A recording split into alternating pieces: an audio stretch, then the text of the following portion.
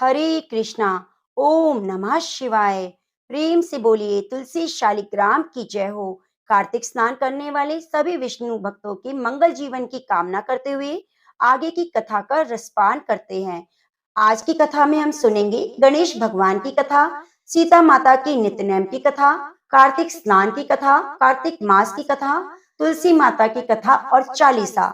तो आज आप इन कथाओं को पूरी श्रद्धा और प्रसन्नचित्त मन से पूरा जरूर सुनना, जिससे आपके कार्तिक स्नान का पुण्य फल आपको पूरा मिल सके। तो आइए सबसे पहले सुनते हैं गणेश भगवान की कथा। गणेश जी की कहानी में मेंढक मेंढकी की कहानी बहुत प्रचलित है। कार्तिक मास में इस कथा को सुनने का बहुत ही विशेष महत्व माना जाता है। गणेश जी की कथा सुनी बिना कार्तिक स्नान अधूरा रहता है। एक समय की बात है, एक तालाब में एक मेंढक और मेंढकी रहा करते थे। मेंढकी हमेशा सुबह जल्दी उठती, तालाब से बाहर आकर पाल पर बैठ जाती, सवा पहर दिन चढ़ने तक गणेश जी की पूजा करती। मेंढकी का इस तरह गणेश जी की पूजा करना मेंढक को बिल्कुल भी अच्छा ना लगता। वह कहता कि कौन है गणेश जी, मैं तो किसी गणेश जी को नहीं जानता। गार खाती है ना मिट्टी खाती है, भूखी प्यासी पाल पर बैठी रहती है। मुझे देखो कितना हट्टा कट्टा हूँ, कोई विनायक की पूजा नहीं करता। पर मेंढक की बातों का कोई असर नहीं होता। मेंढक रोजाना इसी तरह चिल्लाता। तो ये सुनते सुनते एक दिन गणेश जी भगवान नाराज हो गए। गणेश जी की माया से उसी तालाब पर राजा की एक दासी पानी भरने के लिए आती है। वो घड़े में जैसे पानी भरती है तो मेंढक और मेंढकी पानी के साथ उसी घड़े में चले जाते हैं। तो वे घर जाकर उस पानी के घड़े को भट्टी पर चढ़ा देती है और नीचे आग जला देती है। जैसे ही पानी गर्म होता है तो मेंढक तो बुरी तरह से जलने लगता है, जोर जोर से चिल्लाने लगता है। मेंढकी अपने गणेश भगवान की पूजा में लगी रहती है। तो वह कहता है, मेंढकी मैं तो गर्म पानी में जल रहा हूँ और तुम आराम से बैठी हो। तो वह बोली, नहीं, मैं तो बिल्कुल भी नहीं जल रही, मुझे तो ठंडी ठंडी हवा आ रही है। तो मैं कहने लगा, कैसी बातें कह रही हो, घड़े के अंदर पानी उबल रहा है और तुम कह रही हो कि मुझे तो ठंडी हवा आ रही है। तो मेंढकी कहने लगी, मैं तो गणेश जी की पूजा करती हूँ और गणेश भगवान मेरी रक्षा करते हैं। यह सुनकर मेंढक कहने लगा, आज तो तू तेरे गणेश जी का ध्यान कर, हम इस मुसीबत से छूट जाएं, हमारी जान बच जाए। फिर आज के बाद मैं भी तुम्हारे साथ रोजाना सवा पहर दिन चढ़ने तक गणेश जी की पूजा करूंगा। तब कुछ नहीं खाऊंगा जब तक पूजा ना कर लूं। पूजा करने के बाद ही गार मिट्टी खाया करूंगा। तो मेंढक के कहने पर मेंढकी ने मन ही मन गणेश जी का स्मरण किया। गणेश जी की माया से वह दो सांड लड़ते लड़ते आए और उस मटके से टकरा गए। मटका फूट गया। मेंढक मेंढकी बाहर निकलकर तालाब में पहुंच गए। अब मेंढक को गणेश जी की माया समझ में आ गई। वह भी रोजाना मेंढकी के साथ सवा पहर दिन चढ़ने तक तालाब की पाल पर बैठकर गणेश जी की पूजा करता, अर्चना करता। हे गणेश भगवान, जैसे आपने मेंढक मेंढकी की रक्षा करी, वैसे हमारी भी करना, हमारे परिवार की करना, सुख समृद्धि सुख सौभाग्य देना। तो प्रेम से बोलो गणेश भगवान की जय हो। प्रेम से बोलिए सीता राम की जय हो। सियावरी रामचंद्र भगवान की जय हो। राम आए लक्ष्मण आए, देश के पुजारी आए, नित नेम का नेम लाओ, आओ राम बैठो राम, माखन मिश्री खाओ राम, दूध बताशा पियो राम, सूत के पल का पोटो राम, शाल दुशाला ओढ़ो राम, राम सवारे सबके काम, खाली घर भंडार भरेंगे राम, सबका बेड़ा पार करेंगे राम। जय श्री राम, जय श्री राम। सीता माता कहानी कहा करती थी और श्री राम जी सुना करते थे।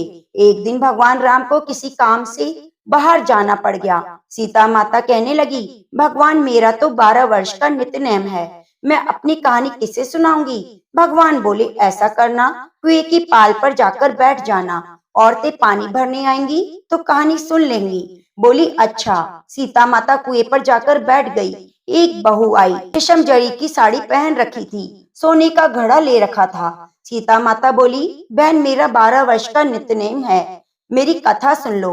बहू बोली, मैं तेरा 12 वर्ष का नित्यनेम सुनूंगी तो मुझे देर हो जाएगी, घर में सास लड़ेगी, कहानी नहीं सुनी। घर आई तो रेशम जड़ी की साड़ी फट गई, सोने का घड़ा मिट्टी का हो गया। सासू बोली, किसका दोष तू सिर ले आई? बहू बोली, सासू जी, दोष क्या? कुएं पर एक औरत बैठी थी, वे कह रही थी मेरी कहानी सुन लो। मैंने नहीं सुनी तो ऐसा हो गया। अगले दिन सास वह साड़ी पहनकर गई और वही घड़ा ले गई।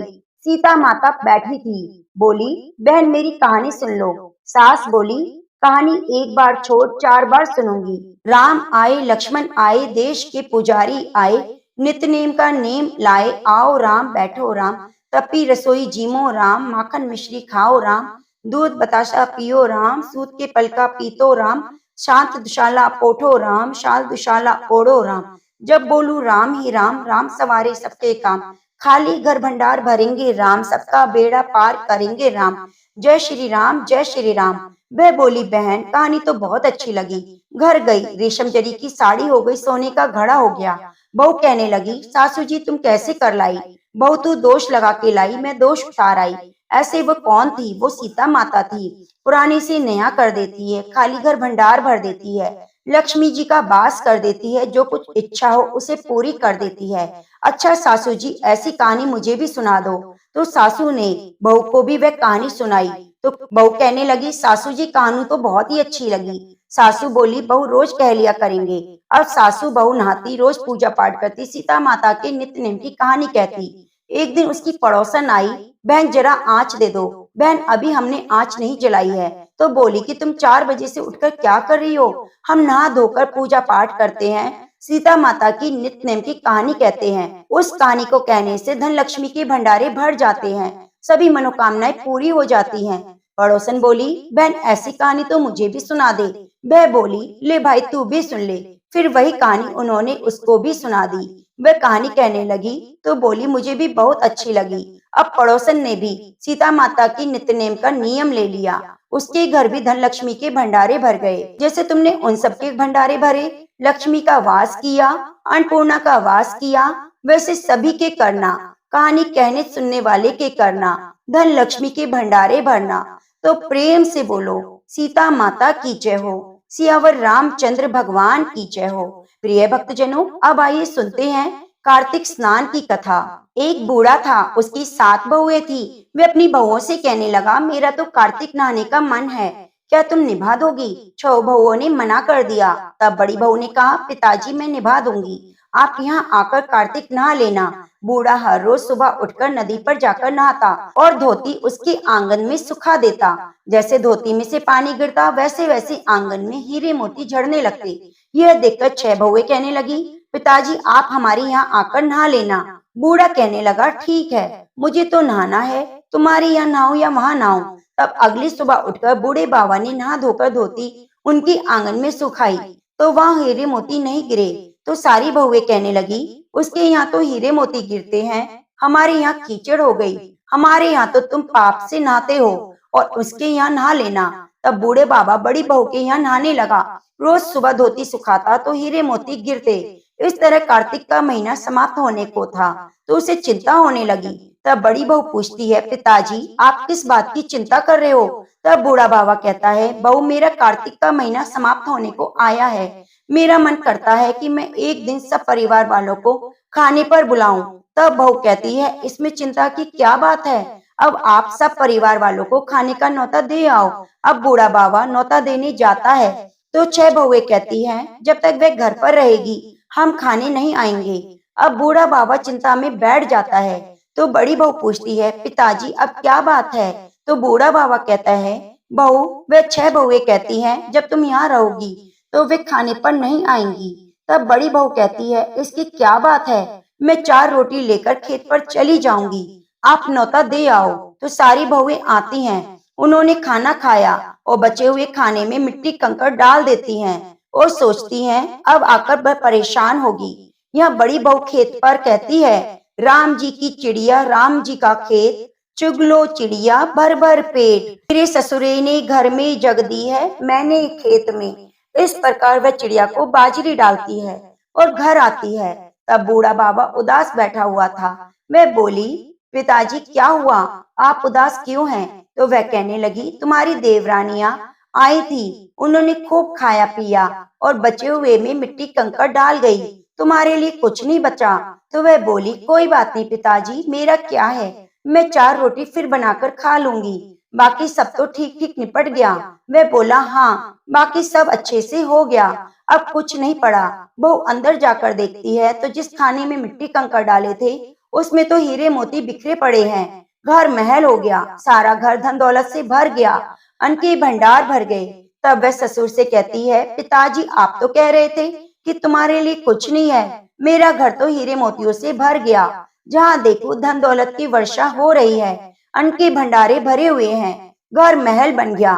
तब बूढ़ा बाबा कहता है, बेटी तुमने कार्तिक सत निभाया, उसने पाप किया, कार्तिक देवता तुम पर प्रसन्न हुए, तो उन्हीं की कृपा से तुम्हारा घर भर गया। हे कार्तिक देवता, जैसे तुमने बड़ी बहू के घर पर धन लक्ष्मी के भंडारे करे, वैसे कहानी कहने सुनने वाले सभी पर करना। तो प्रेम से बोलिए, कार्तिक मास की जय हो, राई दामोदर की जय हो। प्रिय भक्तजनों, अब आइए सुनते हैं कार्तिक महात्म्य के अगले अध्याय की कथा। अगर आप भक्तों ने पिछले अध्याय नहीं सुने हैं तो कृपया हमारे चैनल पर जाकर उन अध्यायों को भी जरूर सुन लीजिए। जब नारद जी ने जब नारद जी ने सूत जी से तुलसी महात्म्य की कथा का वर्णन पूछा तो उन्होंने आगे बताते हुए कहा कि जलंधर की राजधानी की यात्रा का वर्णन करते हुए देव ऋषि नारद जी ने कहा, हे राजा पृथु, जलंधर ने वहां पहुंचने पर हमारा बहुत आदर सत्कार किया। वे भक्ति भाव और श्रद्धा से हमारा पूजन करके विनती करने लगा, महाराज कहिए, आपका आगमन किस अभिप्राय से हुआ है और मेरे लिए क्या आज्ञा है। ने कहा, दैत्यपति, मैं कैलाश पर्वत पर गया था। वहाँ शिव जी और पार्वती जी का वैभव देखकर मैं चकित रह गया।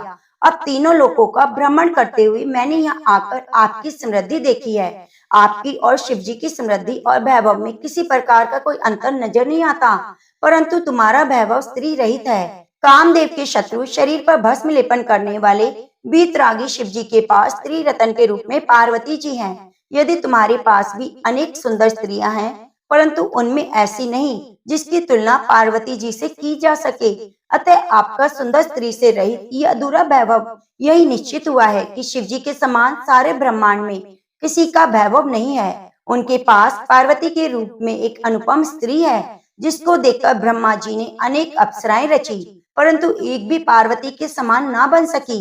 नारद जी ने आगे राजा पृथु से कहा, हे राजन, मैं तो केवल इतनी बात कहकर वहां से चला आया, परंतु पार्वती जी की अपूर्व सुंदरता की बात सुनकर जलंधर कामदेव के ज्वर से पीड़ित हो गया। उसने उसी समय राहु को बुलाकर कहा, तुम अभी कैलाश पर्वत पर जाकर शिव जी को हमारी आज्ञा सुनाओ। तुम शिव जी से कहना कि त्रिलोकी के राजा अति पराक्रमी जलंधर ने आज्ञा दी है कि तीनों लोकों के नाथ और सब रत्नों के स्वामी जलंधर के होते हुए भी तुम शमशानवासी और नरमुंडों की माला धारण करने वाले जटाजूटधारी अवधूत के पास पार्वती जैसी परम स्त्री शोभा नहीं देती। तीनों लोकों का स्वामी होने के कारण सभी रत्नों पर मेरा अधिकार है, क्योंकि पार्वती स्त्री रूप रतन है, वे मेरे पास शोभा देती है। दैत्यराज जलंधर की बात सुनकर राहु उसी समय चंद्रमा के समान कैलाश पर्वत पर जा पहुंचा और अपनी भयानक दृष्टि से ददीप्यमान कैलाश पर्वत को काला कर दिया। तब भगवान शिव के द्वारपाल नंदी द्वारा शिव के सन्मुख उपस्थित किए जाने पर राहु ने दैत्यराज जलंधर की उपरोक्त आज्ञा सुना दी। राहु की यह बात सुनते ही भगवान शिव की दोनों भ्रुकुटियां कमान के समान तन गई। उनकी बाहों से एक अति भयंकर पुरुष उत्पन्न हुआ, जो सिंह के समान मुंह वाला था। उसके लाल लाल अग्नि के समान विकराल नेत्र थे। सारे शरीर पर बड़े बड़े बाल बिखरे हुए थे। उत्पन्न होते ही वह भयंकर मनुष्य विकराल मुख फैलाकर राहु को खा जाने के लिए आगे बढ़ा। अब तो राहु भयभीत होकर कहने लगा, हे देवों के देव महादेव जी, मैं तो एक ब्राह्मण हूँ, दूसरे दूत के रूप में आया हूँ, आप कृपा करके मुझे कुछ मत करिए। राहु की यह बात सुनकर भगवान शंकर ने उसको आकाश में फेंक दिया। तब वह भयंकर पुरुष शिव जी के पास आया और अत्यंत विनीत स्वर में बोला, मैं भूखा हूँ, कृपया करके मुझे खाने को दीजिए। तब शिव जी ने कहा, तुम अपने हाथ पैरों को खाओ। शिव जी की आज्ञा पाते ही अपने हाथ पैरों सहित सारे धड़ को खा गया। जब केवल मुख ही शेष बचा तो भगवान शंकर ने प्रसन्न होकर कहा कि तुमने मेरी आज्ञा का पालन किया है, इसलिए तुम्हारा नाम कीर्ति मुख होगा। आज से मैं तुम्हें अपना द्वारपाल नियुक्त करता हूँ। पहले पूजा तुम्हारी होगी, उसके बाद मेरी होगी। तुम्हारी पूजा के बिना हमारी पूजा निष्फल होगी। उधर शिवजी द्वारा आकाश में फेंका गया राहु बर्बर देश में जाकर गिरा। राहु की ऐसी दशा देखकर जलंधर अत्यंत क्रोधित हुआ और शिवजी से लड़ने हेतु दैत्यों की 1 करोड़ सेना लेकर अपने पुर से बाहर निकला। इसी समय उसने सामने एक आंख वाले दैत्य गुरु शुक्राचार्य जी और अंग भंग राहु को देखा। इसके अतिरिक्त और भी अपशकुन हुए, परंतु उन्हें देखकर भी वह रुका नहीं और अपार दैत्य सेना सारे आकाश में बादलों की भांति छा गई। जब देवताओं ने दैत्यराज जालंधर को अपार सेना सहित कैलाश पर्वत पर चढ़ाई करते देखा तो चुपचाप इसकी सूचना शिवजी को दी। खबर पाते ही शिवजी महाराज ने विष्णु भगवान का स्मरण किया और भगवान विष्णु स्मरण करते ही उपस्थित हो गए। शिवजी ने भगवान विष्णु से कहा, हे नारायण, देवताओं को पीड़ा देने वाले इस महादैत्य को आपने क्यों नहीं मारा? इतना ही नहीं, आप स्वयं श्री लक्ष्मीपति उसके घर में विराजमान हो गए। आखिर इसका क्या कारण है? तब भगवान विष्णु ने उत्तर दिया, हे महाशिव, यह महादैत्य आपके अंश से उत्पन्न हुआ है और लक्ष्मी जी का भाई है, इसी कारण हम नहीं मार सकते। अस्तु, यह महादैत्य आपके हाथ से मारा जाएगा। भगवान विष्णु की यह बात सुनकर शिवजी ने कहा, यह तेजस्वी दैत्य है, हमसे भी ऐसे नहीं मारा जाएगा, अतः इसको मारने के लिए आप अपना तेज देने की कृपा करें। शिवजी के वचन सुनकर भगवान विष्णु सहित समस्त देवताओं ने अपना अपना तेज शिवजी को दिया। उसके बाद शिवजी महाराज उस तेज को इकट्ठा करके ज्वालामाली सुदर्शन चक्र एक वज्र बनाकर जलंधर से युद्ध करने को तैयार हुए। शिवजी के भूतगणों की सेना में समस्त देवतागण भी सम्मिलित हुए। उधर जलंधर अपनी सेना सहित कैलाश के समीप जा पहुंचा। इधर कीर्तिमुख और नंदी आदि समस्त गण देवताओं की सेना भी युद्ध के मैदान में आ डटी। दैत्यों और जालंधर ने सेना में ऐसा घोर संग्राम हुआ, समस्त भूमंडल कंपायमान हो गया। युद्ध के मैदान में जितने दैत्य मरते, दैत्य शुक्राचार्य उन्हें अपनी संजीवनी विद्या से जीवित कर देते। दृश्य देखकर सभी देवता शिवजी के समीप जाकर उनसे संपूर्ण वृतांत कहने लगे। शिवजी ने कंदरा के समान मुख वाली महाभयंकर लाल जंगा नामक एक कन्या अपने मुख से उत्पन्न की। वह कन्या हुंकार मारकर दैत्यों को अपने मुख में डालते हुए शुक्रा जी को उठाकर अलोप हो गई। तब शिवगण निर्भय होकर दैत्य सेना को बुरी तरह मारने लगे। गणों की इस मार से व्याकुल होकर दैत्य सेना भाग खड़ी हुई। दैत्य सेना को इस प्रकार भागते देखकर जलंधर के सेनापति शुंभ और निशुंभ कालनेमी ने आगे बढ़कर देव सेना पर प्रत्याक्रमण कर दिया। जब देव सेना दैत्यों की मार से विचलित हो उठी, तब गणेश जी और शुंभ का घनघोर संग्राम हुआ। दैत्यों को पराजित होते देखकर जलंधर स्वयं युद्ध क्षेत्र में आया। उसे देखकर वीरभद्र ने जलंधर पर अनेक प्रहार किए। तब जलंधर ने क्रोधित होकर अपना परिघ उस पर दे मारा और रथ की ध्वजा काट दी। फिर उसने देव सेना पर भयंकर बाण की वर्षा करके भगदड़ मचा दी। अपनी सेना की यह दशा देखकर शिवजी नंदी पर सवार होकर युद्ध क्षेत्र में आए। उन्होंने तीव्र बाणों की वर्षा आरंभ की। शिवजी के प्रहारों से दैत्य सेना इस प्रकार भागने लगी जैसे कार्तिक मास के वृक्ष से पाप समूह भाग जाते हैं। उसी समय शिवजी ने अपने बाणों से खड़ग रोमा का सिर काट कर पृथ्वी पर गिरा दिया। इसके बाद जो ही जलंधर आगे बढ़ा, शिवजी ने उसके रथ के घोड़ों और सारथी को मार गिराया। तब जलंधर खड़ग हाथ में लेकर शिवजी पैदल ही उसकी ओर दौड़े। शिवजी ने तत्क्षण आगे बढ़कर एक मुक्का उसकी छाती में दे मारा।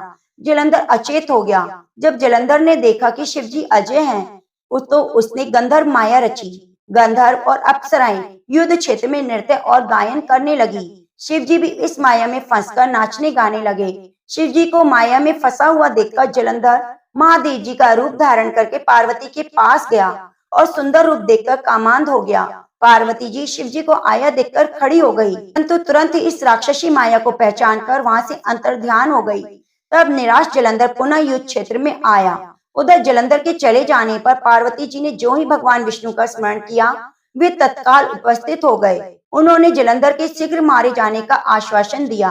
भगवान विष्णु विचारने लगे कि जलंधर ने स्वयं ही अपनी मृत्यु का रास्ता बता दिया। यह दुष्ट वृंदा के पतिव्रत धर्म के कारण ही नहीं मर रहा है। अतः देवताओं और अपने भक्तों की रक्षा करने के लिए हमको वृंदा को धर्म से डिगाने का घोर पाप कर्म करना पड़ेगा, क्योंकि ऐसा किए बिना यह दुष्ट नहीं मरेगा। इतनी ही देर में शिवजी भी राक्षसी माया से मुक्त हो गए और जलंधर को आया देखकर उस पर वाण वर्षा करने लगे।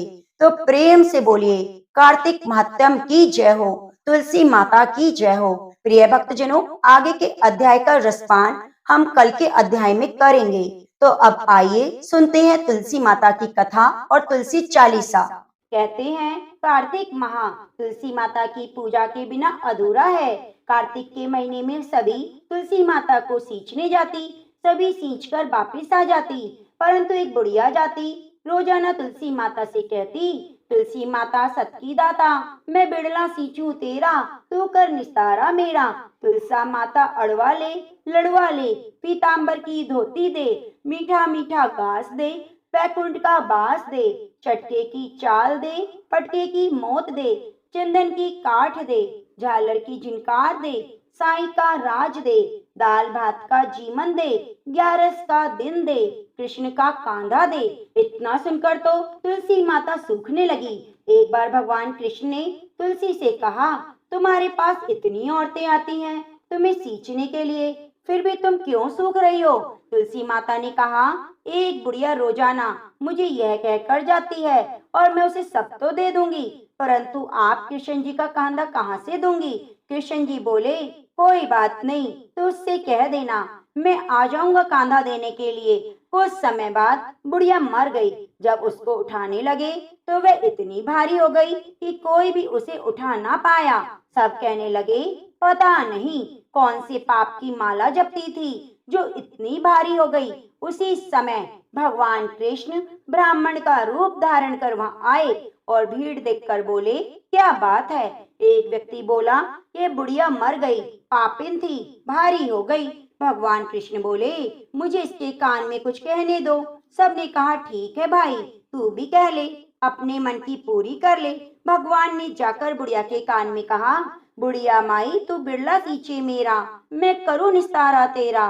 बुढ़िया माई अड़ुआ ले, गड़फवा ले, पीताम्बर की धोती ले, मीठा मीठा घास ले, बैकुंठ का बास ले, चटके की चाल ले, पटके की मौत ले, चंदन की काठ ले, झालर की झिनकार ले, साईं का राज ले, दाल भात का जीवन ले, और ले कृष्ण जी का कांधा, मेरा कांधा ले।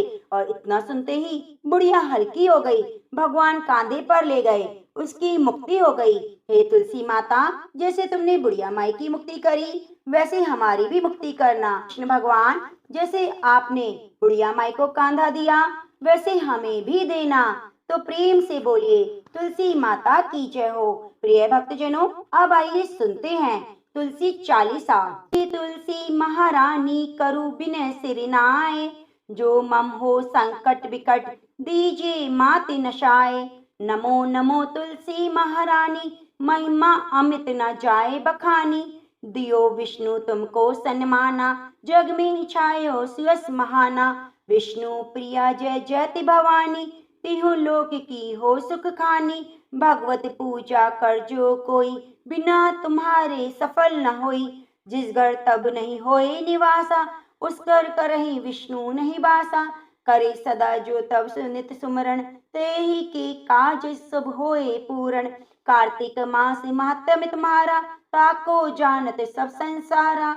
तब पूजन जो करे कुंवारी, पावे सुंदर वर सुकुमारी। कर जो पूजा नृत्य प्रति नारी, सुख संपत्ति से होए सुखारी। वृद्धा नारी करे जो पूजन, मिले भक्ति होवे पुलकित मन। श्रद्धा से पूजे जो कोई, भवनिधि से तर जावे सोई। भागवत यज्ञ करावे, तुम बिन नहीं सफलता पावे। छायो तब प्रताप जग भारी, ध्यावत तुम्हें सकल चितधारी। तुम्ही मातृ यंत्रण तंत्रण में, सकल काज सिद्धि होवे क्षण में। औषणि रूप आप हो माता, सब जग में तब यश विख्याता। देव ऋषि मुनि ओ तपधारी, करत सदा तब जय जयकारी।